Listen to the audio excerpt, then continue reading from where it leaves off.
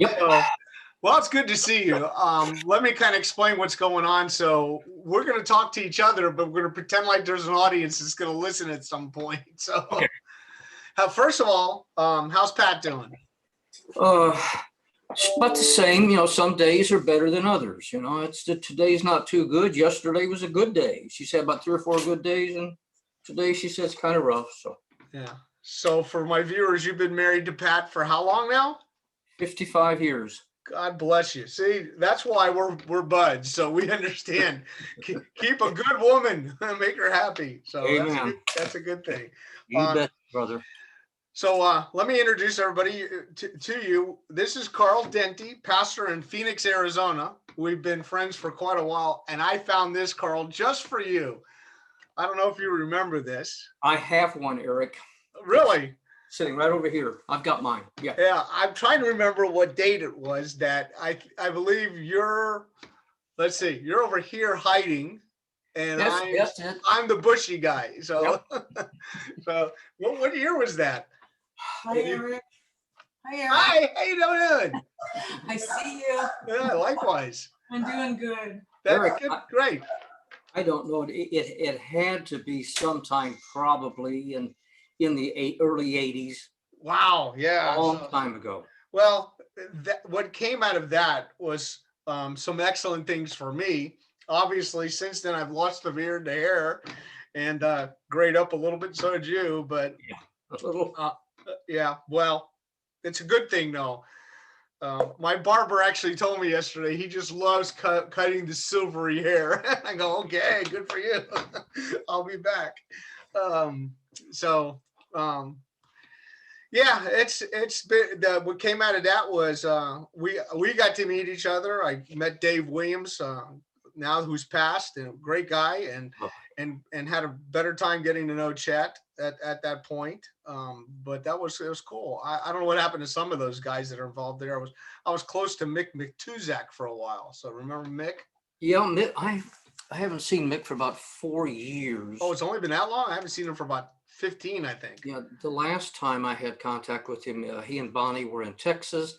They kind of move around. I don't know, his job allowed him to do that. And I don't know if he is still working, but or if he's going back toward Nebraska. It's been some time since I heard from Mick. I think the last time I heard him doing anything, he's actually filled the pulpit for a while at Beth Haven. So, which was again a while back. So, so the personal side of you, your family history, you've got how many kids, grandkids kind of thing? I have 2 daughters, I have 2 grandsons, and a great-granddaughter. There you go, see? You had a head start on me. So I would do the age thing, but I'm not doing that because one of them's around you somewhere. We don't want to embarrass her. So that's cool. So I guess what I'm trying to do with these interviews is getting people to know different guys in the ministry that need prayer, that they can listen to if they need to, and get more information and some insights to some of these things we do in the ministry. So let's kind of start off on the easy ground. How you came to the Lord, and what was your trek to, I guess, since the common denominator between you and me was Chet at Beth Haven, how you arrived there? Well, Eric, I'm not really sure when I was saved, and I have some. I can tell you I can actually tell you where I was sitting at age 7 on the right-hand side, 3rd row back in a small Baptist church with my mother when I made a profession of faith, did the aisle thing and all of that, baptized later. My mother drugged me to Sunday school, almost in the literal sense of the word, until I was old enough she said, you can make your own decision, and I opted out of that for some time. In about 1970, my younger brother got saved in a Baptist church, and he and my wife would talk theology over a couple of beers, which was interesting to listen to. Okay, if it works. It was interesting to listen to. I listened without saying much. My brother kept harassing me. Come to church with him, and he's really close to me. We were really close. So, I acquiesced and went for a couple, 2 or 3 Sundays, understood the gospel, wasn't sure how much I really understood before, did the same thing, walked the aisle, made the profession, got baptized again. This wasn't a Baptist church, except maybe 1969, 1970. But I had the great fortune of having a terrific Sunday school teacher in that church. Bill was just really super. Sit under his ministry for about a year plus. And I have an inquisitive mind. I read a lot. And I asked questions, and for a while he could answer most of them. Then he got to a point, he said, look, I'm going to just be straight up honest with you. You think of questions, I have no idea, even the questions, let alone how to answer you.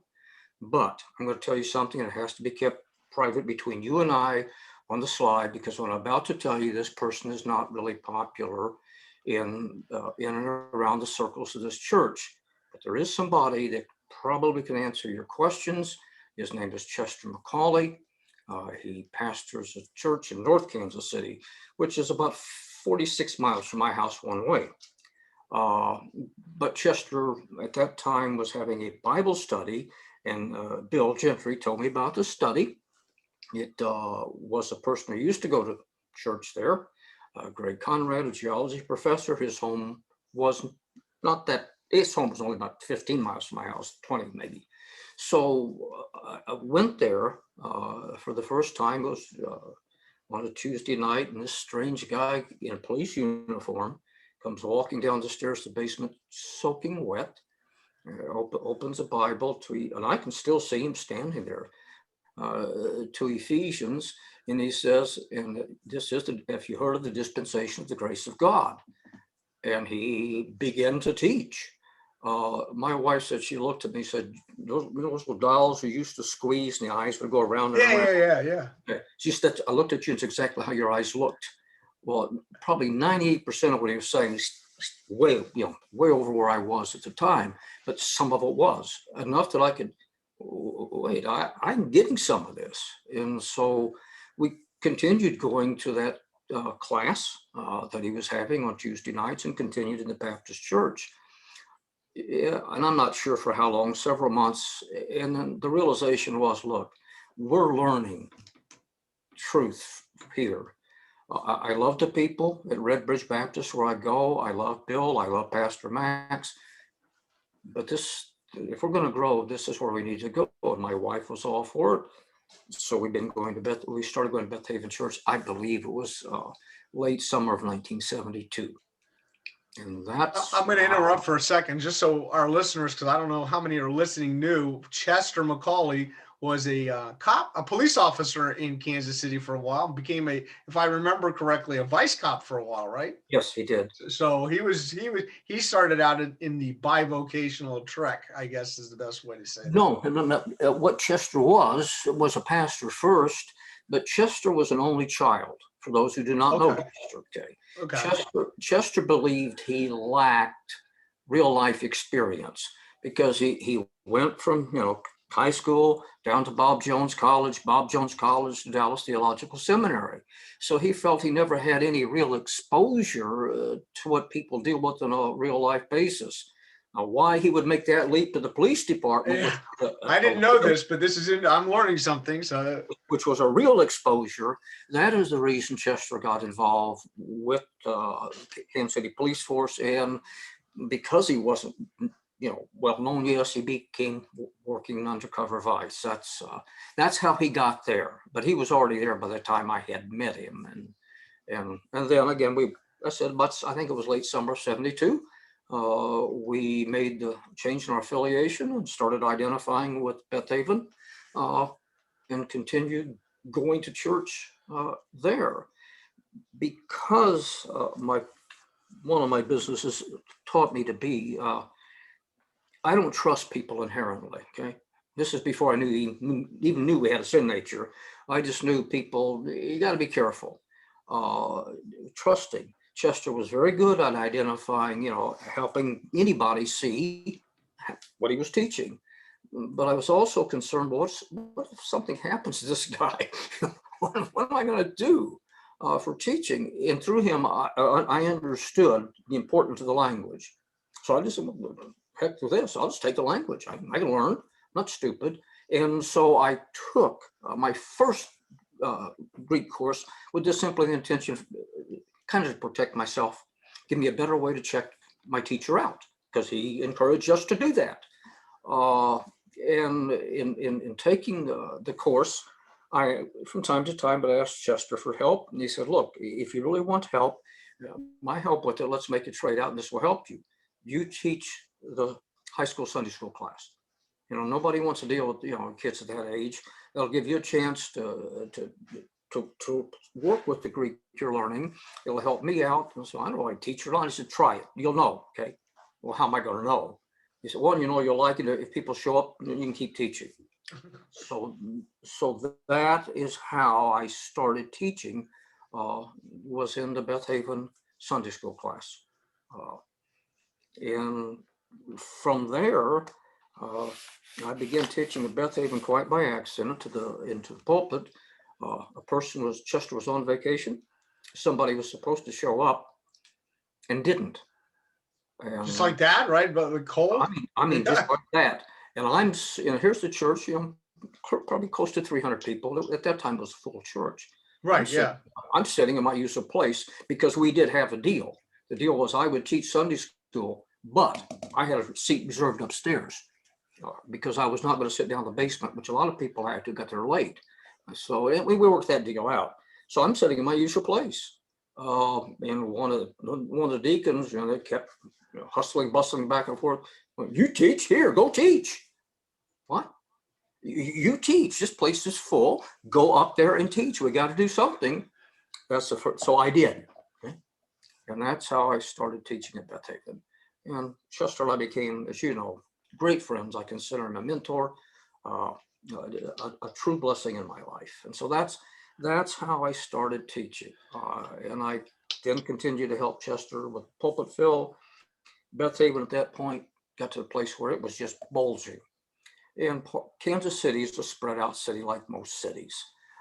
There was a pretty good chunk of people that were coming from the west side, actually on the Kansas side of the line. He talked to some of them and they wanted to start a fellowship. And so he kicked me out. And he said, you need to go. You can go and help those people there. And that's what I did. So that's how I started pastoring a church. I never had the intention. It just was not. I mean, I owned a business. I was happy in my work. But that's how I got into the ministry. Okay. Right. So with that being said, so people know, you're actually still on a very prominent business. But you're working from your home because of your wife. Yep. And but you still run a business. You're still basically a bivocational pastor. Yes. For probably your entire ministry, I believe, most of it. All but 4 years. Yeah. Yeah. So you've learned to juggle the life and ministry, which is kind of an interesting thing. That's why you became my go-to guy years ago when I was doing that. I just said, I got to go to somebody that's been there, done that kind of thing. So I'm pleased to say you have taught me a lot because of your perseverance and endurance in that. So everybody knows you're in Phoenix, Arizona, and the name of your church. I'll let you give the promo for your church and website that they can catch some of your teachings. The church is in the Word Bible Fellowship. The website is itwdenti.org. And Okay. Denti is spelled D-E-N-T-I. So you can look that up. And if you're not sure, you can always email me or call me, but I'm not giving it out here because I don't trust people on the internet. So I have a trust issue. You've got to build up your consistency with me, trust in getting trust. So since we're talking a little bit about ministry, well, first of all, let me give a shout out to Sunday school teachers. I don't know how many people I've heard that said, no, the pastor didn't lead me to the Lord. A Sunday school teacher did. I give a shout out to all those Sunday school teachers to this day who take kids under their wing and listen to them and give them the gospel. And we can't say enough because I don't know how many times people said, Pastor, can you go witness to my friend? And I go, well, anybody could do that. So, and if it's your friend, you should be doing it. Amen.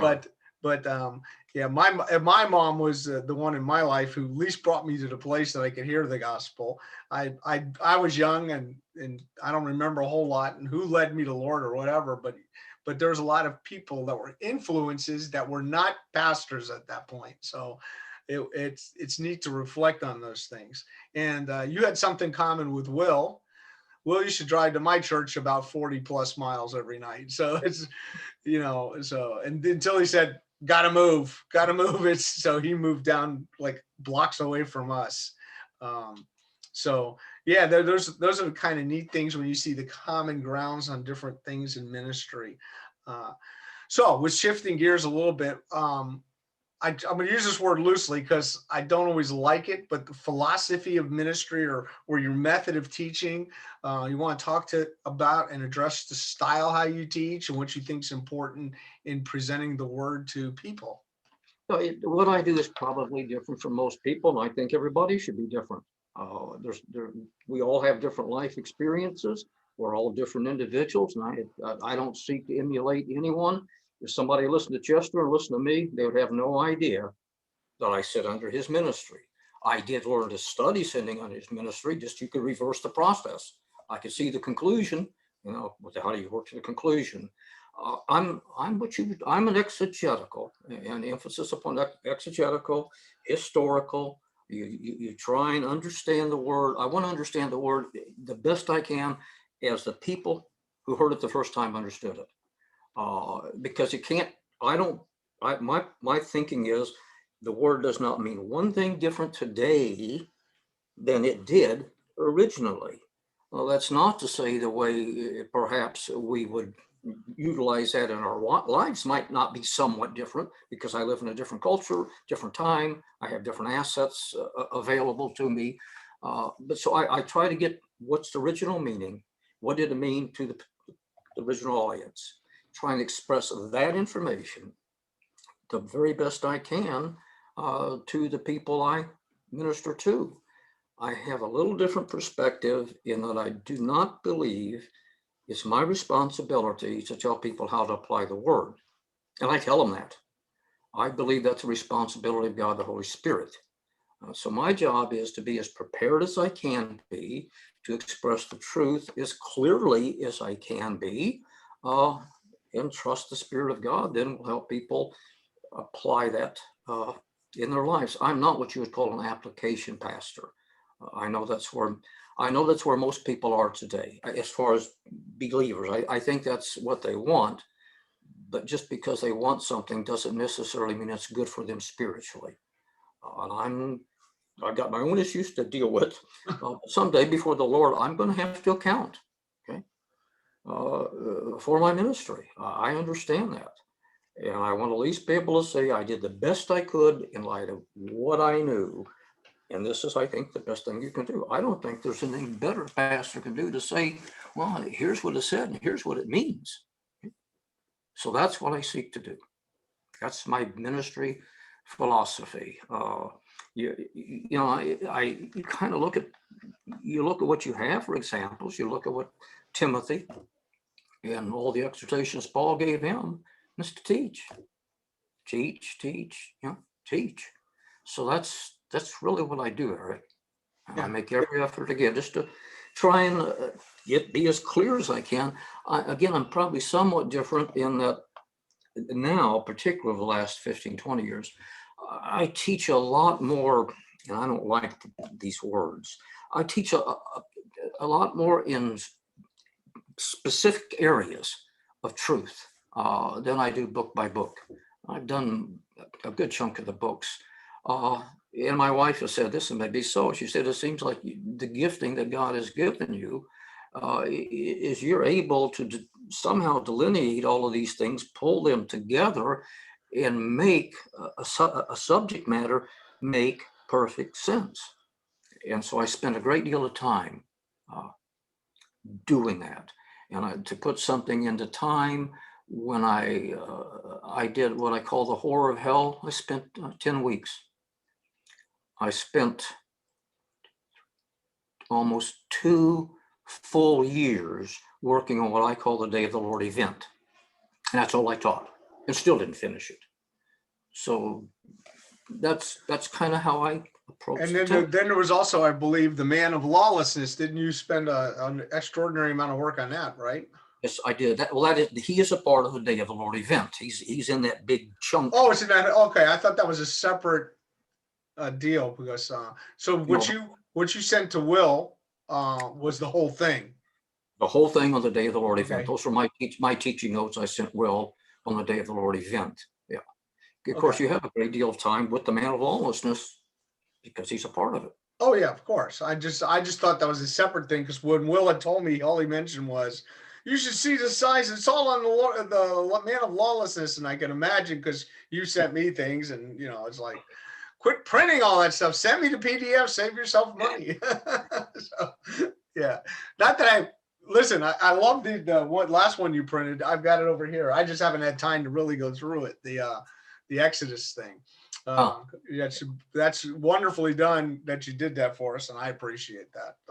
So it's I think my consternation, and one of the things we'll get into in a minute, is good, and I'm using this really loose, good books that are available today with the printing we have, the availability with computers and different things to come up with quality works. And some of the stuff they're spitting out, I don't even know if I want to use the match to light it with, kind of thing. And it's sad. And some of the older 20, no, I'm going to go further, 60, 70 years ago, our way of, most pastors are just changed. It's done. You wouldn't want a copy of their 25-minute sermonette for Christianettes. It's just what? It's nothing there. All I got was Jello and water and one piece of chicken or something, So, Yep. And I'm not trying to be nasty. I'm just saying, I think what I've seen in the ministry and why some of our churches just will stay small is because we cannot condescend. I don't know which way you want to look at it. Maybe it's the wrong use of words, to a sermonette that doesn't feed anybody. And we want to teach, and most people come there and their eyes do the same thing like yours did the first time, and they don't realize, and this is kind of a shout out to us that do this, is you've got to come and get what you can. I used to tell people, pretend like you're going to a smorgasbord, one of those buffet bars, and we got 300 something items. Nobody's eating all of those items. You may go get something you've never had anywhere. Oh, look, they got alligator tail. I'll go get some of that, something different. But you're not going to eat everything. But when you come to a church like this, especially for the first, I don't know, couple of months you're there, you've got to learn to listen, learn to take in, and kind of refresh your mind. So I think what we offer, yes, it's different, but I think I found a verse the other day, and I can't remember where it is because I'm going to teach it somewhere, but I can't. I got so many things going on. It's basically talking about Silas and who was it? That they taught for an extraordinary amount of time, and I go, that's 35 minutes today. So they fell asleep, Well, that was Paul. Paul's fell asleep and fell out the window. He died. They resurrected him and said, put it back in the window. So, I think a great pattern, and I would tell any young pastor today, because we have a similar situation.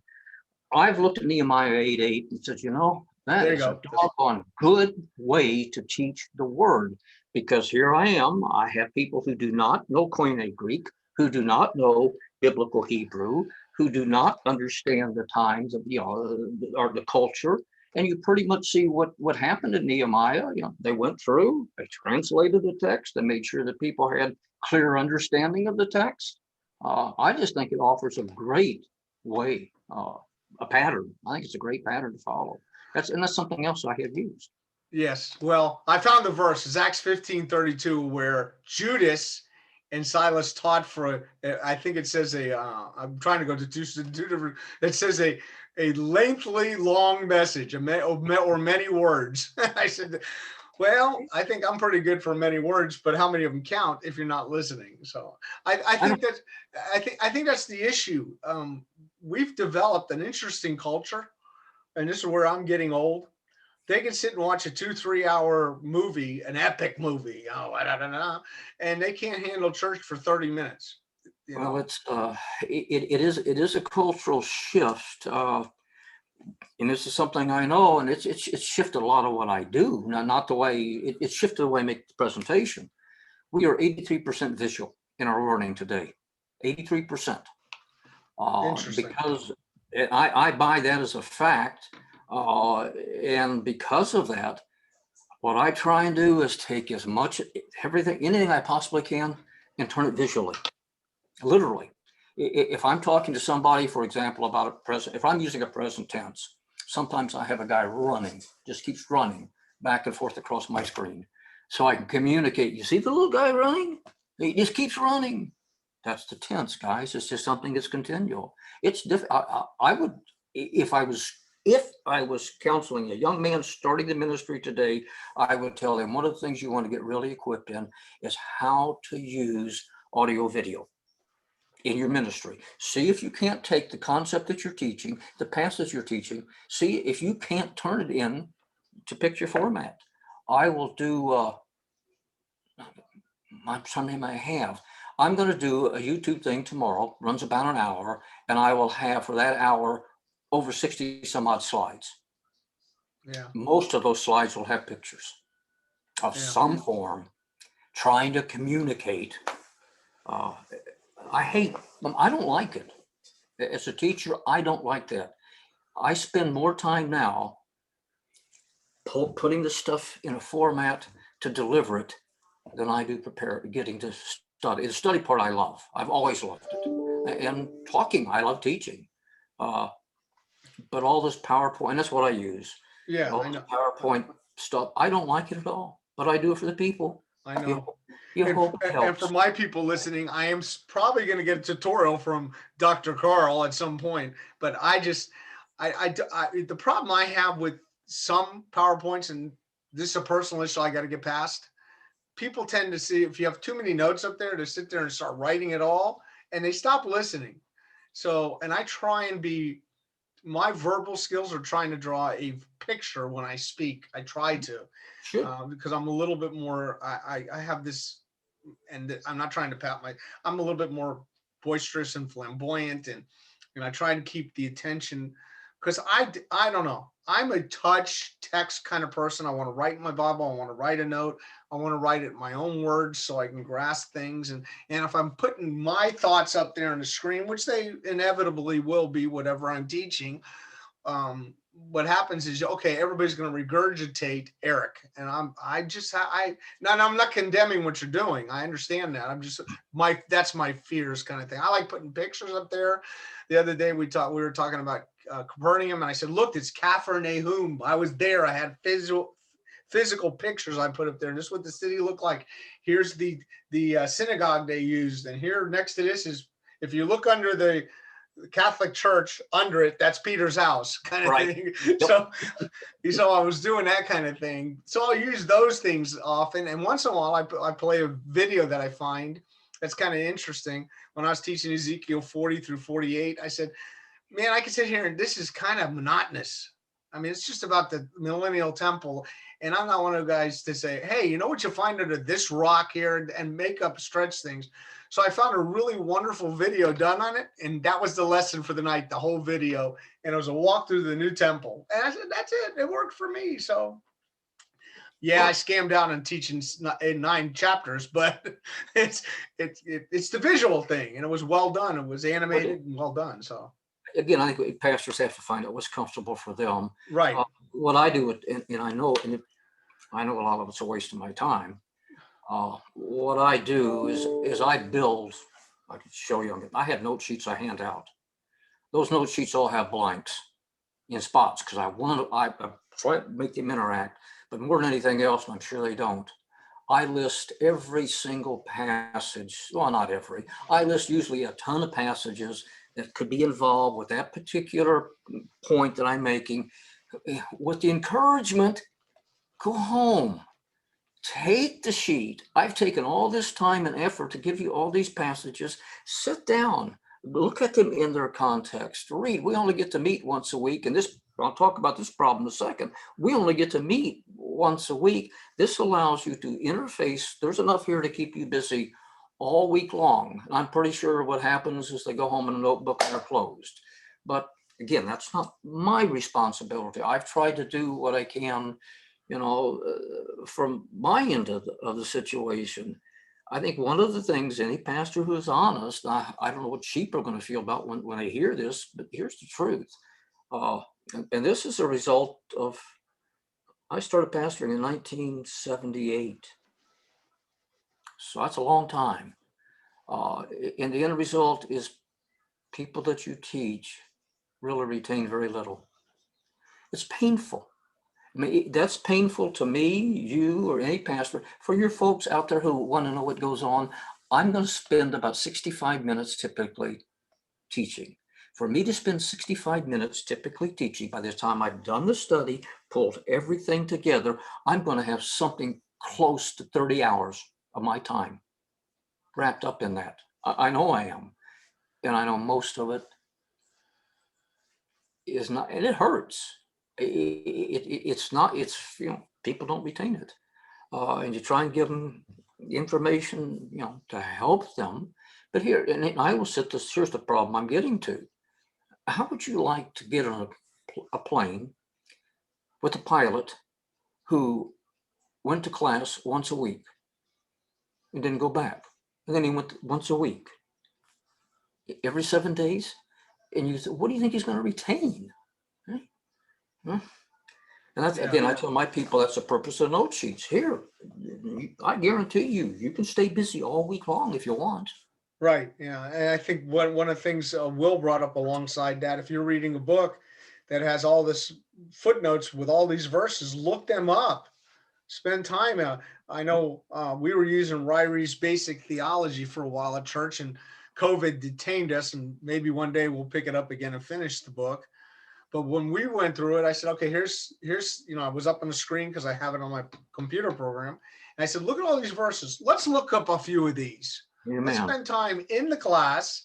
Let's look them up. Let's see what they say. Maybe Ryrie's wrong with, maybe put the wrong verse down. I challenge my congregation, if you have a study Bible that has I don't know, all these verses, these cross references, look them up once in a while and find out, oops, they made a mistake. That has nothing to do with this at all.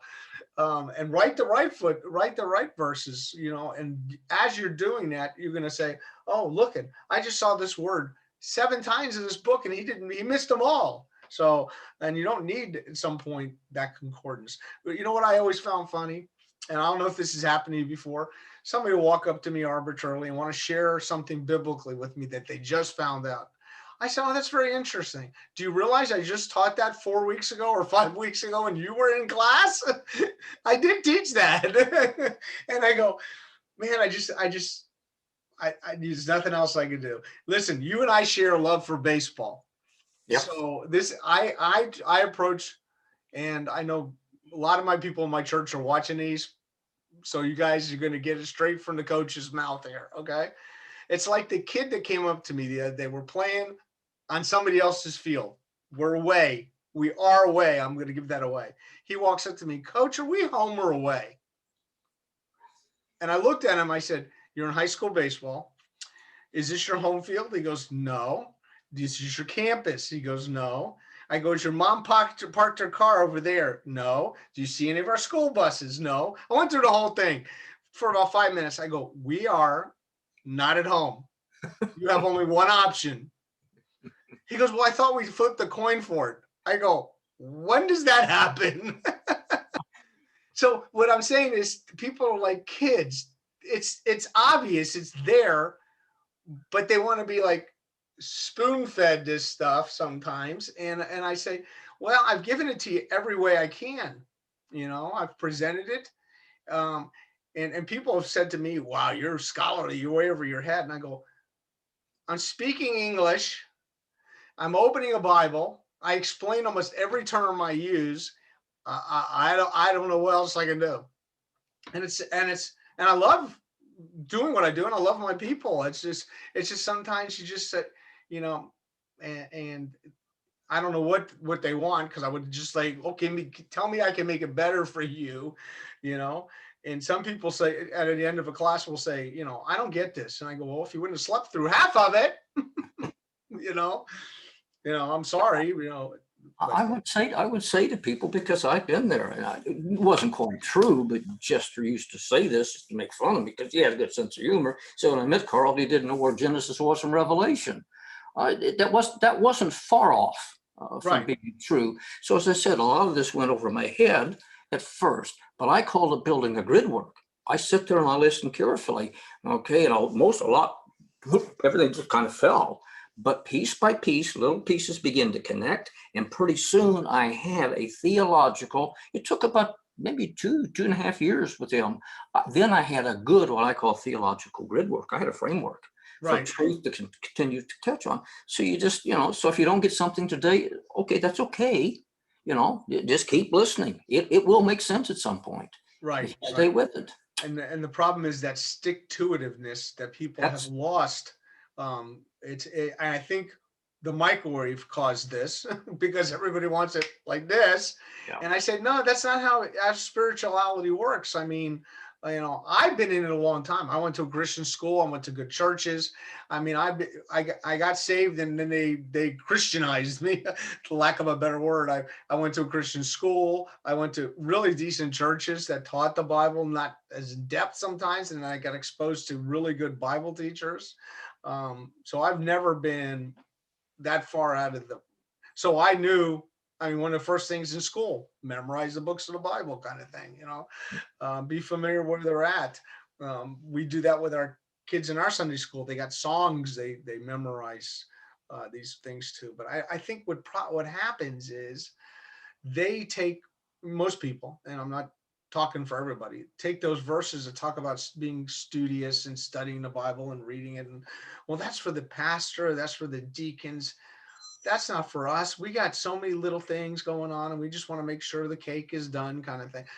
You gotta invest. And I said this to church on, I don't know what day it was. You got to invest some effort, just got to, and I think the other thing that's added to it, and just me talking, and maybe you have some ideas. People come in with those little PDF kind of readers, and their phones and their Bibles and everything are there. But I don't know. I've written in my Bible for years. I've marked, I put notes. I use pencil, so if it fades, I can redo it kind of thing. That kind of, and when I see that, it kind of drives me crazy when people are not using a book. And I understand the convenience of our electronics, but you talk. See, I use my Bibles. okay. You talk about people putting notes. Yeah, that's it. The Bible, and you can see the Bible's. It's gone. Yeah. Hey, liquid nails works great. I keep them. They're now reference books for me because I know where I have placed notes, and I've got 4 of them. I'm on my 4th one, which is shot. I read it at night, and literally pages you almost see through them. Yeah, we should read them. Read them. Read them. Yeah, I think that's the best way to get to know it is just read it. I think Dr. Cohn once said this. I'm going to paraphrase him. So if he ever gets this, I'm sorry. But he says, if you read it, you get the basic concepts, you get the basic format, you get the basic understanding. You don't have to come out as a scholar, but you get the story, And I think if you don't read it, I've never really done it. Never challenged myself to do it this way. Can you give me just a second? Sure. Pat, would you hand me my Bible in the bedroom? Sure. Thank you. Yeah, I think one of the best. Never stop reading your text. Yeah. So, and I never have stopped. I just, I don't make any effort to say, well, I got to get through it next month. I just never. This is my current one. Okay. This is my. So you do have a use for duct tape. My daughter will love that. My daughter always sends me things. If you could see, she even made me a cup. Oh, it's great. Great stuff. I mean, you see these pages. Oh my goodness. I read my text. I just That's read. it. This is an English Bible. I don't treat my Greek and Hebrew Bibles like this, but I read and I read and I read and I write. And your Dr. Cohn's right. I think it's just keep reading. Yeah. Well, I think the simplest thing is one person once asked me after church one Sunday years ago. It wasn't in the church I'm presently in. Where'd you get that from? That was interesting information. Where'd you get it from? I read the text. I don't know. I made some out. It was there. I don't know what to do. I always ask when I'm reading a text, I ask myself, like you had a good start. You said, what would the original reader understand? But I also try to say, where was the original reader? What was the backdrop like? What was going on at the time? And when I read it, I'm trying to say, okay, there's something missing here. What am I missing? So when I'm reading the Gospels, for instance, I'll go look at the parallel account because I'll find out that's what's missing because Matthew or whoever didn't think it was important part of that story. So, but Luke may have said, hey, I made an observation. So I always look for what's missing, why it's missing, what's added from one text and not another text. And when you go to the epistles, there's something else you're looking for. In the Old Testament, there's something, but I always go asking questions. And the 4 basic questions is our food groups kind of thing, who, what, why, and when kind of thing. So it's kind of simplistic.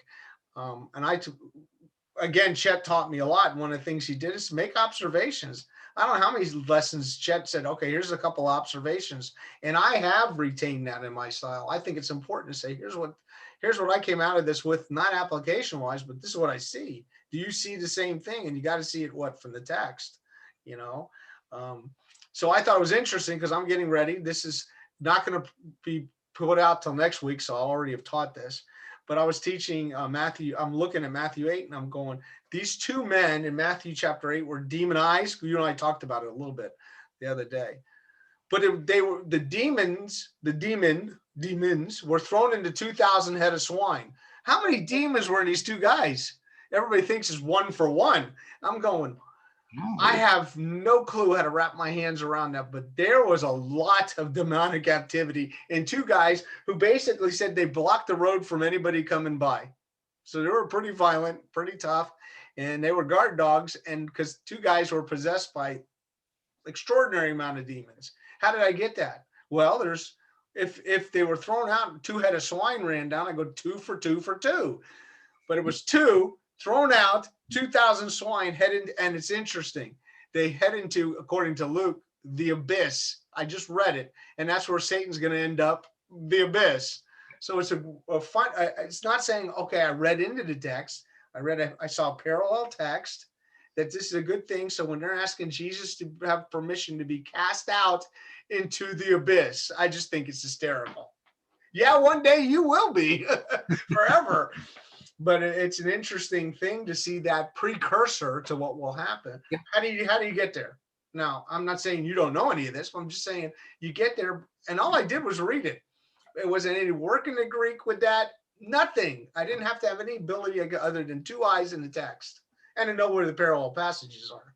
So, so I made that observation. So, since we're kind of, you've got a business to run and we're running down, I got really 2 basic other questions for you. The first one would be, obviously you like I have a pastor's library, but I'm sure there's some books that you would elevate over some of them to say, I think people need to read this, whether a pastor or lay person or person of pew. This would be a really, whatever books, 2, 3, whatever amount you want, that would say, this is something I want someone else to read. Not too scholarly, but it's impactful. J.I. Packard's Knowing God. I try and read it once a year. I love the book. Knowing God. That's good. Yeah, I do have like 5 copies of that. I don't know why. So maybe 3. And that's an easy read. Which we got to be careful. Just a warning for everybody. J.I. Packard's, that book is excellent. Yeah, he's reformed. However, he's reformed. So yeah, and I would say to anybody that you should, or any teacher, and I try and do this. If I'm going to quote somebody, just because I'm quoting them doesn't mean that I necessarily agree with everything they teach theologically. But in a particular area, if they've said something well, I don't mind saying, hey, he really put that well. The other guy, Stephen Charnock's The Attributes of God. Now that's not light reading. Charnock, I think The Attributes of God, if I'm not mistaken, is available online on a PDF. And that's pretty old. Yeah, it's very old. Yeah. I have the I think I got the 2-volume set. Both of those books I just found tremendously helpful. One of the most helpful things to me, particularly as a young believer, was coming to an understanding of who God is, as to his nature, as to his character. That has carried me through more of life's trials and tribulations than anything else from the scripture. I'm going to ask you, just because I'm a teacher, I want you to repeat that, because I almost said that verbatim, and we haven't talked prior to that on Wednesday night. So if you can reiterate that, because I think that's fantastic. If you don't mind. I have found one of the, no, not one of, I have found to be the most helpful thing in my life, getting me through, and I've been through some pretty difficult tribulations, trials, pain in my life, was to know the truth about the character, the nature of God, because I can always retreat to that. And you can, I don't care, what it is. I use my wife's right now. This is not fun. Okay. I've been married 55 years. This is no fun watching your wife go through the kind of physical struggles that she's going through. And this has been going on since I came home from work August of last year. That's when I moved my office home so I could help care for my wife. It's painful as a husband. I'm supposed to protect her. That's my job. I can't do it. Okay. I've got a simple statement about men. It's an oversimplification, but it's relatively true. Men either fix things or we replace them. Okay. That's what we do. If we see something, don't approach me. And I have to tell my shop this, don't approach me with something that's a problem. And expect me not to go about immediate trying to fix it. That's what I do. I fix things, okay? And then if I can't fix them, I replace them. I can't fix it. It's hard. But what I can do, I can retreat to, and I have. My God is omniscient. Does he know about Patricia's condition? Absolutely, no doubt. My God is omnipresent. So he's right here. He's as aware of, more aware than I am, about her current position. Does my God have the power to heal her? You don't have to say a word. Nothing. Healed. She can be healed. Right? Does my God love my wife? Far more than I could ever comprehend. So she's in this situation. God is aware. God is able. God loves her infinitely, but has yet, to this point in time, for reasons unknown to me, maybe never known, he has not chosen to heal her. He has not chosen to use secondary sources. Secondary to me are doctors, and I think they're great. I give God the credit for the doctors. I may not, I do. They didn't get their brains by going and pulling one off the shelf. God gave them the capacity to learn what they learn, to do the things they do. So what I have to conclude is that in light of eternity's values, what is going on in Patricia's life for her right now is in her best interest in light of eternity's, and it's in my best interest in light of eternity's values. And there I rest. And I sit, rest. And I don't care what the situation is. If you know and believe those truths about the character of God, the strength they provide for me is immeasurable. There is nothing like that gives me stability for life. And that's one of the reasons why I like knowing God.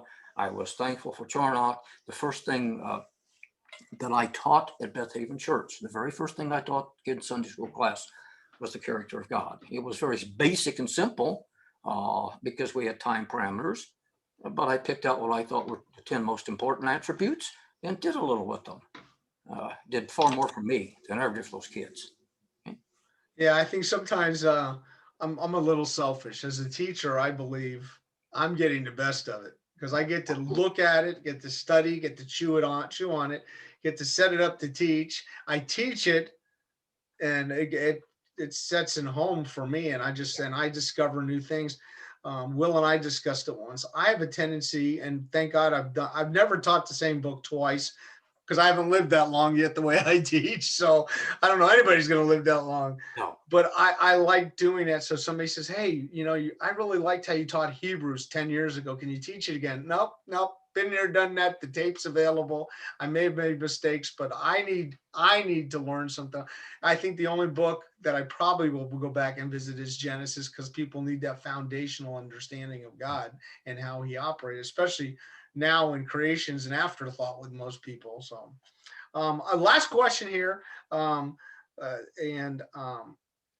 don't know how you want to address it, but I call it my pet theological peeve. What doctrine did you say, nope, that's just abhorrent. I couldn't even go to lunch with that guy, kind of thing. Other than charismania, that's off the table, because I think we'll all agree on that. But so far, you're going to be my fourth interview. Not that you're fourth in my life, it's just how it worked out. And nobody's agreed on the same pet doctrine, which I think is kind of interesting. So For me, denial of salvation by grace alone, through faith alone, in Christ alone. well, I think we all agree on that one. Is there another one? No, I'm not picking on you. I'm not picking on. That is my pet peeve doctrine. I mean, it really is. Okay. I've got a relative degree of tolerance for, well, about 5 or 6 things I don't have any tolerance. I don't have any. Well, we can talk real quickly about this paradigm, because I think it's great. So there's things that you think detract from grace, that subtract from faith, or people add to the whole situation. Which side of that is the worst to you, or is they all just equally bad? Oh, the ad side bothers me far more. Okay. That's just me personally, because it's saying what Christ has done is not sufficient. It's not sufficient. So the addition side would be, namely, I'm going to not put words in your mouth. Anything, if you want to say, I have to be baptized. I was happy I was, but if you say if you're not baptized, you're not saved. It's like somebody running fingernails down a chalkboard. I know that feel, yes. Okay? If you're not producing enough good works, well, what's enough?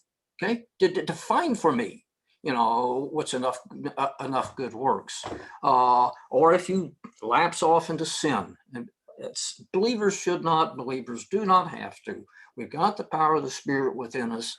We can walk by faith by that power. But the reality is, believers do. They lapse off into sin. Well, he's lost. He possibly can't be saved. I had somebody tell me the other day, and it really. Again, I don't agree with a lot of what John Macarthur teaches today. I have a ton of respect for Pastor Macarthur. Anytime I've seen him represent the faith, and he used to be one of those go-to guys. He won't be anymore, but he used to be a go-to guy, for Larry King and those type of people to call. He always did a good job, of representing the faith. But for somebody to say to me, well, Macarthur, he can't be saved because he believes in election. No, John MacArthur's saved. Okay, he has not rightly divided, from my perspective, he has not rightly divided the word of truth concerning the believer's responsibility and God's elective grace. He hasn't put those two things together correctly. But to tell me people are losing their salvation, you're telling me that what Jesus did for that person just simply was not enough. My mind says this: if someone can communicate without me saying a word, communicate the gospel to me. Tell me why you know that at death you're going to get into heaven. If they can communicate the true gospel to me, I don't care what I see on the outside. I can't really see inside the heart. So I'm going to have to take them at face value and say that person's a believer. Right. And I'm going to respond and react to them as such. So it's a real peeve with me, Eric. I just, because if it wasn't for grace, I will say this: if it's anything pure grace, I don't have the slightest chance. Right. Well, chance. Now I'm gonna add to your angst, I guess is the best way to say it. What I've seen lately, and I don't know if it's growing or it's always there and it's festered and it's getting worse, because I've even seen it in what we call the grace camp, which I don't like to tent in that arena, so I pull up my stakes sometimes. But what I see is they're not really defining faith or belief in the right place I can find it. In other words, they just use the terms loosely, not as they originally meant to be. So basically, even though they say faith, and we're saved by faith alone in Christ alone, faith is a shopping cart of garbage sometimes to them. So go ahead. I agree. I like the word trust better. It communicates something that perhaps that faith doesn't. That it requires, I'm talking about absolute trust. And I tell people, well, you just believe in that easy faith stuff. I say, you must be an absolute idiot, because there is nothing, from my perspective, easy about making a decision that's going to affect my eternal state of being. You're a fool. If you think that decision's easy, then I'm sorry, you're a fool. That decision required a lot of thought on my part. It's not one that I came to lightly. It was one as a result of starting with reason, logic, and then beginning to look to plug the hole for the logic. The reason for me, it started, does God exist? As I told you, I heard my brother and my wife going through it. Yeah, obviously he has to. I mean, the creation was enough for me. That is enough for me to say, yeah, I don't care what you call him, there has to be some supreme being that designed and created all of this. That's a reality. Has to be. Well, then I'm a result of that. Yeah. Well, if there is this designer result of it, is there any sense in which he might want relationship with me, or should I want one with him? And it's, it makes makes logical sense to me. Is there anything that tells you about that? Yeah, the scriptures. And that was the leap into the scriptures. And then as you read and you see the truth, you know what? Yeah, I believe this, and I'm betting all of my eternal future on thus saith the Lord and what it says in the scripture about dying for my sins. And that's not neat, again, for me, because I think a little bit. I'm not real deep, but a little. No, you're deep. Go ahead. that for me was a decision I had to really wrestle with to make the decision to trust that. Never looked back since. Yeah. Well, the only reason I said something about faith is because one of the things people constantly tell me, they will go back to the Reformation and what Martin Luther did. And I honor some of the things, but Martin Luther, when he defined faith, it's not what I believe faith is. It always basically, if you don't have works, it's not faith. And that's a redefining of terms. A lot of people say you have to have repentance that goes along with that faith. And that's again, redefining of terms and a misunderstanding of another term, the word repentance, which is basically, if I'm not mistaken, I'm going off top, Latin, didn't it come from the Latin word to repent? Yeah. So English word, repent, rethink, basically. But they lost the idea. I think from the Latin, it was rethink. And so I'm good with that. So maybe we ought to go back to the original on that. But Carl, listen, we got to cut it now because it's getting past the hour mark and I don't want to go. Listen, I thoroughly appreciate this time. I love all our times that we have together Zoom. And when I chew your ear for an hour and a half the other day, I appreciate the time you have. I always enjoy it, brother. I always enjoy it. And you and Pat are always in our prayers. Even if I don't always say that to you, I just want you to know, because my wife just is such a concerning person, just worried about you both and caring for you both. I wish we were closer. And, and it has nothing to do with COVID. We both have travel issues and time constraints, but I appreciate Zoom. Maybe this is a wrong shout out, that we can at least do these things and still be. I remember as a kid, the little pop-up thing where they were talking, Dick Tracy, and they were talking to people on the phone, and now we've got it. So this is kind of cool. So, and again, we're signing off. I love you, brother. And love you, brother, too. And I'll see you on Tuesday. Look forward to it. No, not this Tuesday. They're not. That's right. Not this. Yeah, I know. I keep forgetting. I got so many things going on. I just look at my calendar. It tells me what to do. Give my love to Lizzie, buddy. Absolutely. You take care. God bless. Do the same.